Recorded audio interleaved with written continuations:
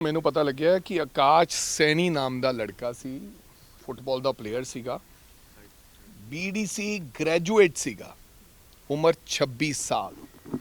ਪਿਤਾ ਦਾ ਨਾਮ Ashok Saini, home guard ਦੇ ਵਿੱਚ ਪੰਜਾਬ ਪੁਲਿਸ ਦੇ ਵਿੱਚ ਮੁਲਾਜ਼ਮ ਸਨ ਔਰ ਗੁਰੂ ਨਾਨਕ ਨਗਰ ਏਰੀਏ 'ਚ ਰਹਿੰਦੇ ਸਨ, ਥਾਣਾ ਕੋਟ ਖਾਲਸਾ ਅੰਮ੍ਰਿਤਸਰ। ਇਹਨਾਂ ਦੀ ਅੱਜ ओवरडोज नाल नशे दे नाल मौत हो गई है। बेबस बाप लाश लैके बैठ गया और नाल उन्होंने कहा कि मैनू लगता है जे आपदे पुत्त बचाने हैं तो पंजाब छड्ड के चले जाओ। एक उस गुंगी बहरी सरकार नूं, झाड़ू दी सरकार नूं ते आदरणीय बीजेपी दी सरकार नूं, अमित शाह जी नूं ते गवर्नर पंजाब नूं मैं बेनती करना चाहना है, तुहाडीआं यात्रावां, तुहाडे झूठे दलासे। पहलां भी एक गवर्नर साहब आए सन, वो भी इस तरह मार्च करते सी नशे ते और युद्ध नशियां विरुद्ध दे नारे दी पोल ਅੱਜ ਇਸ ਪੁਲਿਸ ਦੇ ਮੁਲਾਜ਼ਮ ਨੇ ਖੋਲ ਕੇ ਤੁਹਾਡੇ ਸਾਹਮਣੇ ਰੱਖਤੀ। ਬੇਸ਼ੱਕ ਤੁਸੀਂ ਹੁਣ ਉਹਨੂੰ ਦਬਾਅ ਪਾ ਲਿਆ ਤੇ ਕਹਿ ਦਿੱਤਾ ਕਿ ਪੋਸਟਮਾਰਟਮ ਨਹੀਂ ਕਰਾਉਣਾ, ਇਹ ਨੈਚੁਰਲ ਡੈਥ ਹੈ, ਕਿਉਂਕਿ ਇੱਕ ਬੇਵਸ ਹੋਮ ਗਾਰਡ ਦਾ ਮੁਲਾਜ਼ਮ ਜਿਹੜਾ ਪੁੱਤ ਮਰ ਜਾਏ ਉਹਦੇ ਕੋਲ ਚਾਰਾ ਨਹੀਂ, ਕਿਉਂਕਿ ਐਸਐਸਪੀ ਡੀਜੀਪੀ सरकार मुकम्मल तौर पर मैनेजमेंट ते लालच ते लग जाती है उन्होंने देन कि यार हुण इस गल नूं घुमा किवें ना किवें।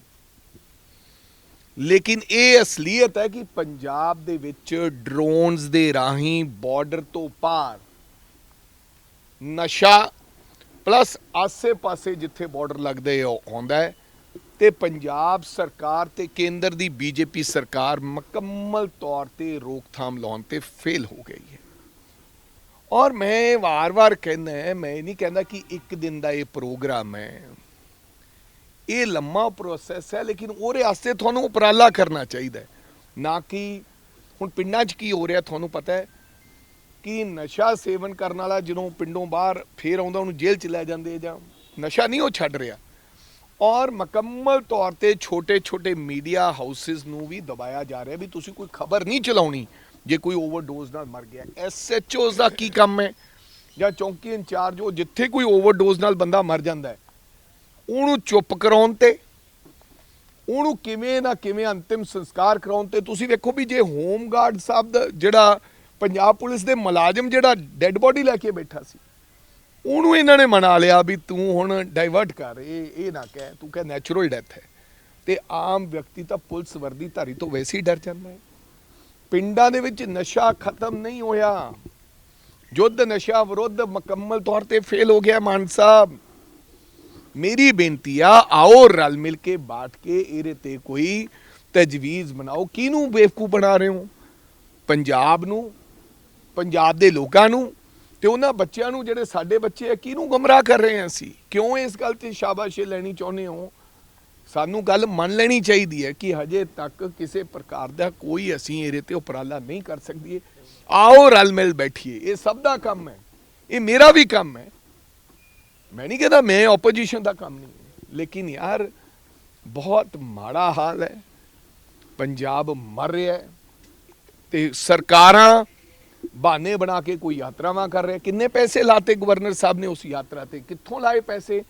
ਗਵਰਨਰ ਸਾਹਿਬ ਨੇ ਆਪਣੀ ਤਨਖਾਹ ਤੋਂ ਦਿੱਤਾ ਉਹ ਪੈਸਾ ਕਿ ਬੀਜੇਪੀ ਦੇ ਜਿਹੜੇ ਲੋਕ ਸੀ ਇਹਨਾਂ ਨੇ ਆਪਣੀ ਤਨਖਾਹ ਚੋਂ ਦਿੱਤਾ ਜਿਹੜੇ ਉੱਥੇ ਪਹੁੰਚੇ? ਇਹ ਪੈਸਾ ਪੰਜਾਬ ਸਰਕਾਰ ਦਾ ਸੀ। ਜੇ ਡੀ ਐਡਿਕਸ਼ਨ ਸੈਂਟਰ ਤੇ ਇਹ ਪੈਸਾ ਲੱਗਦਾ ਤਾਂ ਸ਼ਾਇਦ 2 ਡੀ ਐਡਿਕਸ਼ਨ ਸੈਂਟਰ ਜਿਹੜੇ ਉਹ ਚੰਗੇ ਤਰੀਕੇ ਨਾਲ ਕੰਮ ਕਰਨ ਲੱਗ ਪਏ। ਕਾਉਂਸਲਿੰਗ ਤੇ ਬੰਦੇ ਰੱਖੇ ਜਾਂਦੇ ਜਿਨ੍ਹਾਂ ਨੂੰ ਤਨਖਾਹਾਂ ਦਿੱਤੀਆਂ ਜਾਂਦੀਆਂ 20-25 ਹਜ਼ਾਰ ਰੁਪਇਆ ਮਹੀਨਾ, ਤੇ ਜਿਹੜੇ ਲੋਕ ਨਸ਼ਾ ਕਰਦੇ ਹੈ ਉਹਨਾਂ ਦੀ ਕਾਉਂਸਲਿੰਗ ਕੀਤੀ ਜਾਂਦੀ ਤਾਂ ਸ਼ਾਇਦ 20 ਦੇ ਵਿੱਚੋਂ ਕੋਈ ਇੱਕ ਵਿਅਕਤੀ ਨਸ਼ਾ ਕਰਨ ਤੋਂ ਹਟ ਜਾਂਦਾ। ਲੇਕਿਨ ਤੁਹਾਡੀ ਯਾਤਰਾ ਦਾ ਤੇ ਤੁਹਾਡੇ ਯੁੱਧ ਨਸ਼ਿਆਂ ਵਿਰੁੱਧ ਦੇ ਉਹ तमाम ਕਰੋੜਾਂ ਰੁਪਇਆ ਲਾਇਦਾ, ਇੱਕ ਚਵੰਨੀ ਫਾਇਦਾ ਨਹੀਂ ਹੋਇਆ ਜਦੋਂ ਕਿ ਇੱਕ ਲਾਚਾਰ ਪੁਲਿਸ ਮੁਲਾਜ਼ਮ। ਔਰ ਇਹ ਭੇਡ ਕੋਈ ਇਹ ਨਸ਼ੇ ਦੀ ਭੇਟ ਕੋਈ ਇਕੱਲਾ ਹੋਮਗਾਰਡ ਵਿਅਕਤੀ ਦਾ ਨਹੀਂ, ਡੀਜੀਪੀਆਂ ਦੇ ਬੱਚੇ ਵੀ ਇਸ ਨਸ਼ੇ ਦੀ ਭੇਟ ਚੜ ਕੇ ਤੁਸੀਂ ਦੇਖਿਆ ਹੋਣਾ। ਸੋ ਮੈਨੂੰ ਲੱਗਦਾ ਕਿ ਬਹੁਤ ਮਾੜੀ ਤੇ ਦੁਖਦਾਈ ਘਟਨਾ ਹੈ। ਮੈਂ ਇਸੇ ਦੇ ਨਾਲ ਗਵਰਨਰ ਪੰਜਾਬ ਵੱਲੋਂ ਦੌਰਾ ਕਰਨ ਤੋਂ ਬਾਅਦ ਦੇ ਵਿੱਚ ਇਹ ਗੱਲ ਕਹਿ ਦਿੱਤੀ ਗਈ ਕਿ ਯੁੱਧ ਨਸ਼ਾ ਵਿਰੁੱਧ ਬਿਲਕੁਲ ਸਫਲ ਮੁਹਿੰਮ ਹੈ, ਜੋ ਚੀਜ਼ ਹੈ ਉਸ ਨੂੰ ਮੰਨਣਾ ਵੀ ਚਾਹੀਦਾ ਹੈ। ਇਹ ਬਿਆਨ ਜਿਹੜਾ ਗਵਰਨਰ ਵੱਲੋਂ ਇਸ ਯਾਤਰਾ ਤੋਂ ਬਾਅਦ ਦੇ ਵਿੱਚ ਜਿਹੜਾ ਉਹ ਦਿੱਤਾ ਗਿਆ ਸੀ। ਦੇਖੋ ਗਵਰਨਰ ਸਾਹਿਬ ਜਾਂ ਤਾਂ ਅੰਕੜੇ ਪੇਸ਼ ਕਰਨ, ਕੋਈ ਅੰਕੜੇ ਪੇਸ਼ ਕਰਨ, ਕਿਸੇ ਦੇ ਬਿਆਨ ਕਰਨ ਨਾਲ ਤਾਂ ਕੁਝ ਨਹੀਂ ਹੋਣਾ।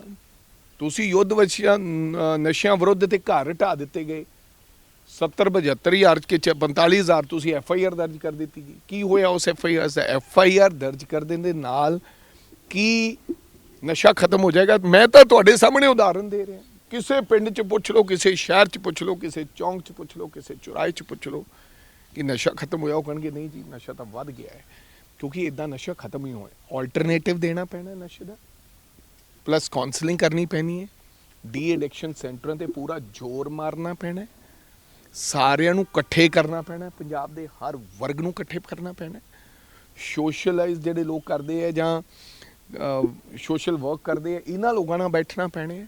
ਇਹ ਇਦਾਂ ਨਹੀਂ ਕਿ ਇਕੱਲਾ ਬਿਆਨ ਦੇਤਾ ਤੇ ਪੋਸਟਰ ਲਾਤੇ ਤੇ ਯਾਤਰਾ ਕਰ ਲਈ, ਇਹਨਾਂ ਨਸ਼ਾ ਖਤਮ ਨਹੀਂ ਹੋਣਾ। ਆਲਟਰਨੇਟਿਵ ਦੀ ਤੁਸੀਂ ਗੱਲ ਕੀਤੀ, ਭੁੱਕੀ ਅਫੀਮ ਦਾ ਜ਼ਿਕਰ ਕਰ ਰਹੇ ਹੋ ਜਾਂ ਹੋਰ ਕੋਈ ਤੁਹਾਨੂੰ ਲੱਗਦਾ? There are 100 alternatives. ਤੁਸੀਂ ਲੋਕਾਂ ਨੂੰ ਦਵਾਈ ਦਿੰਦੇ ਹੋ, ਗੋਲੀ ਦੇ ਰਹੇ ਹੋ ਹਸਪਤਾਲਾਂ ਦੇ ਵਿੱਚ। ਮੈਂ ਕਹਿੰਦਾ ਬੈਠੋ, ਇਹਦੇ ਤੇ ਚਰਚਾ ਕਰੋ, ਲੈਟਸ ਡਿਸਾਈਡ ਸਮਥਿੰਗ। ਕਿਉਂ ਸ਼ਰਮੋ ਸ਼ਰਮੀ ਸਾਰਾ ਨੁਕਸਾਨ ਕਰੀ ਜਾਂਦੇ ਹੋ? ਕਿਉਂ ਬੇਵਕੂਫ ਬਣੀ ਜਾਂਦੇ ਹੋ ਤੇ ਬਣਾਈ ਜਾਂਦੇ ਹੋ? ਅਲਟੀਮੇਟਲੀ ਇਹ ਕਿਸੇ ਨੂੰ ਕਹਿਣਾ ਪੈਣਾ ਆਲਟਰਨੇਟਿਵ। ਇਸੇ ਕਰਕੇ ਮੈਂ ਹਮੇਸ਼ਾ ਅਫੀਮ ਤੇ ਭੁੱਕੀ ਦੀ ਜਿਹੜੀ ਗੱਲ ਕਰਦਾ ਸੀਗਾ, ਕਿਉਂਕਿ ਮੈਂ ਇਹ ਗੱਲ ਕਹਿਣਾ ਕਿ ਆਈਦਰ ਸਮਾਪਤ ਕਰੋ ਨਸ਼ਾ, ਜੇ ਨਹੀਂ ਤਾਂ ਇਹਦਾ ਆਲਟਰਨੇਟਿਵ ਕੱਢੋ। ਮੈਂ ਨਹੀਂ ਕਹਿੰਦਾ ਅਫੀਮ ਭੁੱਕੀ ਕਿਸੇ ਨੂੰ ਨਸ਼ਾ ਕਰਨਾ ਚਾਹੀਦਾ।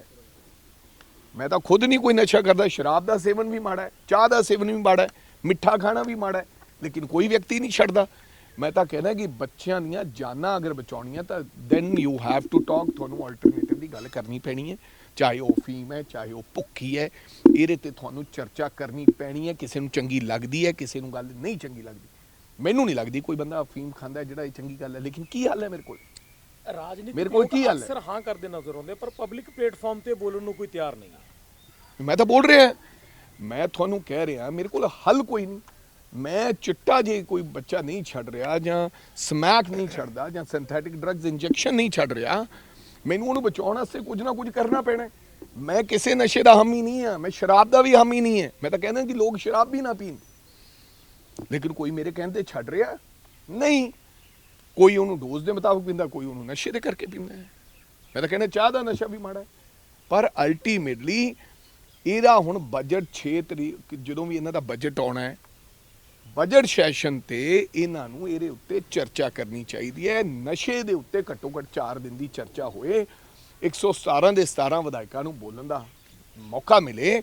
ਨਾ ਕਿਸੇ ਨੂੰ ਨਿੰਦ ਕੇ ਵੀ ਤੁਹਾਡੇ ਸਮੇਂ ਆਇਆ ਸੀ, ਇਹ ਤੁਹਾਡੇ ਸਮੇਂ ਆਇਆ ਸੀ, ਅਸੀਂ ਇੰਨੇ ਪਰਚੇ ਕਰਤੇ, ਉਹ ਕਹਿੰਦਾ ਇੰਨੇ ਕਰਤੇ, ਉਹ ਕਹਿੰਦਾ ਅਸੀਂ ਯੁੱਧ ਨਸ਼ਿਆਂ ਵਿਰੁੱਧ ਕਰ ਲਿਆ, ਅਸੀਂ ਹਰਮੰਦਰ ਸਾਹਿਬ ਅਰਦਾਸ ਕਰਾਤੀ, ਉਹ ਕਹਿੰਦਾ ਮੈਂ ਗੁਟਕਾ ਸਾਹਿਬ ਫੜ ਕੇ ਸਹੁੰ ਖਾ ਲਈ, ਕੋਈ ਕਹਿੰਦਾ ਮੈਂ ਯਾਤਰਾ ਕਰ ਲਈ। ਇਹਦੇ ਤੇ ਨਾ ਕਰਕੇ ਇਹ ਕਹਿਣਾ ਚਾਹੀਦਾ ਕਿ ਆਓ ਹੁਣ 4 ਦਿਨ ਦੀ ਇਹਦੇ ਤੇ ਚਰਚਾ ਕਰੀਏ।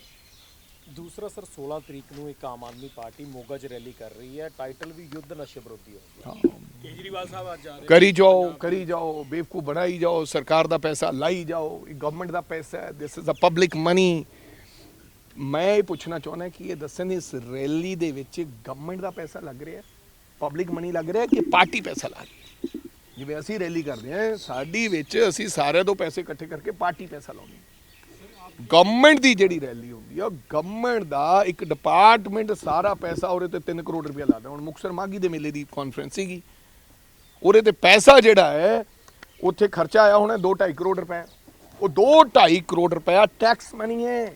ਤੁਸੀਂ ਟੈਕਸ ਮਨੀ ਨੂੰ ਆਪਦੇ ਕੰਮਾਂ ਕਾਰਾਂ ਤੇ ਪ੍ਰਚਾਰ ਪ੍ਰਸਾਰ ਵਾਸਤੇ ਯੂਜ਼ ਨਹੀਂ ਕਰ ਸਕਦੇ। ਪਾਰਟੀ ਪੈਸਾ ਜਿਹੜਾ ਉਹ ਪ੍ਰਚਾਰ ਪ੍ਰਸਾਰ ਵਾਸਤੇ ਤੁਸੀਂ ਯੂਜ਼ ਕਰ ਸਕਦੇ, ਨਾਟ ਕੀ tax money. Sir, captain Amarinder Singh ਨੂੰ ਈਡੀ ਦਾ ਨੋਟਿਸ ਆਇਆ ਤੇ ਉਸ ਤੋਂ ਬਾਅਦ ਇਹਨੇ ਉਸ ਅਫਸਰ ਦੀ ਟ੍ਰਾਂਸਫਰ ਹੋ ਗਈ, ਕਿਵੇਂ ਦੇਖਦੇ ਹੋ?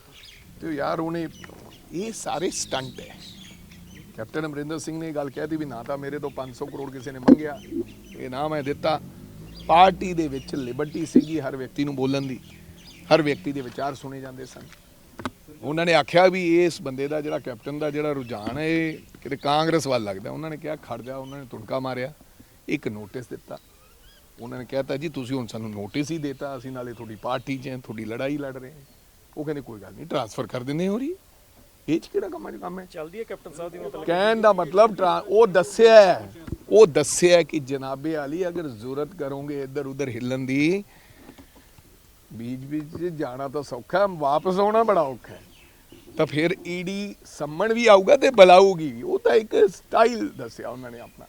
शिवराज चौहान की आप बात कर रहे हैं, इसका मतलब ये है कि पंजाब में से नशा खत्म करना जो है वो नामुमकिन है कि मतलब अगर नशा खत्म नहीं हो रहा तो कम से कम अल्टरनेटिव पर बात की। देखो कैप्टन अमरिंदर सिंह दी सरकार के टाइम उन्होंने भी देखो भाई सुनो मेरी बात। मैंने कहा कि सुबह चाय पीता हूँ, चाय छोड़ी नहीं जाती और बहुत ट्राई करता हूँ। पेट में एसिडिटी होती है, डॉक्टर कहता है चाय मत पियो, लेकिन चाय की वो लगी हुई है कि एडिक्शन है तो पीनी है। लेकिन फिर मैं क्या करता हूँ, अब चाय अगर बहुत दिल करे तो चाय पी लेता हूँ, नहीं तो फिर मैं ग्रीन टी उसमें शहद डालकर कोई ना कोई ऑल्टरनेटिव लेता हूँ, सो दैट मेरा सर दर्द ना हो और मेरी चाय की जो तमा थी वो थोड़ी उससे बुझ जाए। सो वाई मैं एक बंदा जो किसी चीज़ का सेवन नहीं करता, शराब नहीं पीता, उससे चाय नहीं छोड़ी जा रही है। सो एडिक्शन को अगर छुड़ाना है तो you have to give the alternative for something. Sir इसका एक और मतलब ये सर कि जो अफीम और भुक्की है वो उतना असर जो है वो नहीं करती जिस हिसाब से चिट्टा जो है बर्बाद कर रहा है। देखो फीम और भुक्की जो ओपीएम के बारे में, I don't know too much about the OPM. फीम और भुक्की के बारे में मैंने जो सुना है, मैंने अभी तक अपनी इस 48 साल की उम्र में मैंने ये सुना नहीं कहीं कि अफीम की ओवरडोज से, जहाँ भुक्की की ओवरडोज से कोई मर गया है, ये सुना नहीं। उसके क्या नुकसान है, कुछ नुकसान मेरे को पता है, कुछ मेरे को नहीं पता है, लेकिन इनके ऊपर चर्चा की जा सकती है। ये चर्चा का विषय है। सर केंद्रीय मंत्री शिवराज चौहान और पीयूष ने कहा है कि Rahul Gandhi fake narrative build कर रहे हैं किसानों के मामले पर जो ट्रेड डील हुई है वो कह रहे कोई नुकसान नहीं है। फेक नैरेटिव हम थोड़ी, कोई नैरेटिव फेक हो सकता है? वो तो फेक नैरेटिव तो आप करते हो क्योंकि आपके पास बड़े बड़े मीडिया हाउसेज हैं, आपके पास पैसा है, आप सोशल मीडिया पे ट्रोल कराते हो। कांग्रेस पार्टी तो फेक नैरेटिव कर ही नहीं सकती। अगर किसान को लगेगा कि अच्छा फैसला है तो किसान हमारी बात क्यों मानेंगे भाई?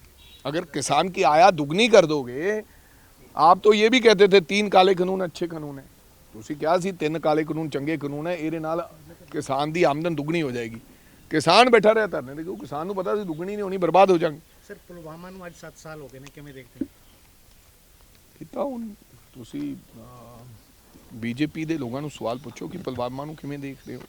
ਹਜੇ ਤੱਕ ਇਨਕੁਆਇਰੀ ਚੱਲ ਰਹੀ ਹੈ ਔਰ ਮੈਨੂੰ ਲੱਗਦਾ ਕਿ ਜਿੰਨਾ ਚਿਰ ਬੀਜੇਪੀ ਦੀ ਸਰਕਾਰ ਰਹੇਗੀ, पुलवामा एक राज रहेगा। इसके ऊपर किसी प्रकार की कोई जानकारी सरकार देगी नहीं। क्यों हुआ, गलती किसकी थी, किसने कराया, क्या बात थी, क्या राज था। अगर सरकार बदलेगी तो फिर पुलवामा की जांच होगी।